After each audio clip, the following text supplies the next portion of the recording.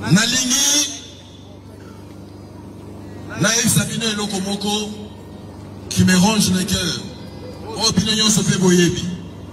Boyebi que Mboka Nabiso ezali agressé la partie est.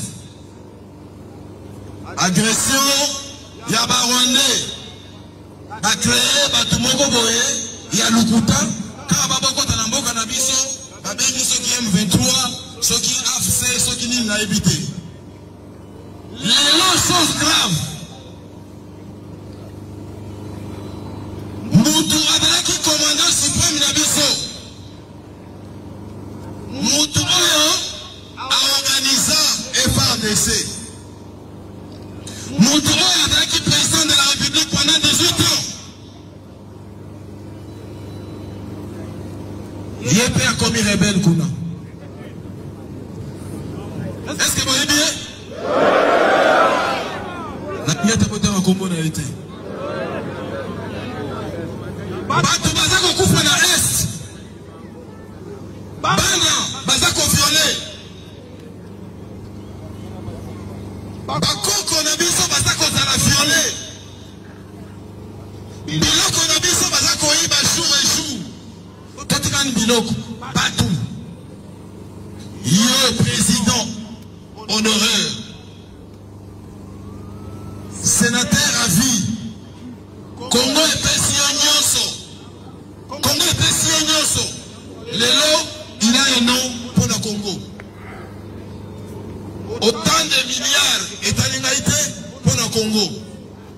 Asaïli Congo Oyo. Pendant 18 ans. Malheureusement, Lelo, Yewana commis rebelle. A commis qu'on recruté. Naza kolobana bino. Soki mutu ayeko ebisa bino. A recruté bino. Bokende boza na ba rebelle. Et longo moko na ye. Aza koko sabino. Tangi aza ki président awaboy.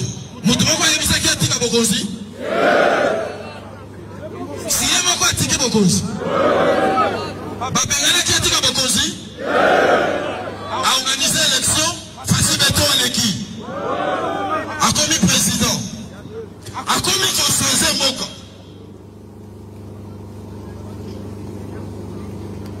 Quand on va passer que tout ça, on a Katia Kassai.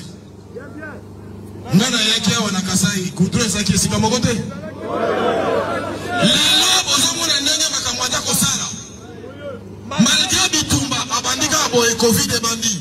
Batouana Wadiko Bundisae. Eh, boy, na boy, Bitumba, Bandiles. Mbongo Nyonso. Bamoni. Ba projet kata na ngoma alamu pour na développer Mboka. Balobisa itotike l'état. So oyo. Akobongisa Congo. Kombango balingi Congo e bongate. Babandi Bitumba na ye. Messieurs, mesdames, na ebisi bino comme commandant na bino. Mutuako Sabino te. Soko moni mutu. Omoni étranger. Mutu évité. Dénoncer. Yaka olo balabiso to kangaye. Po batu basoya wana bazo ko saloma be basaloma la muté.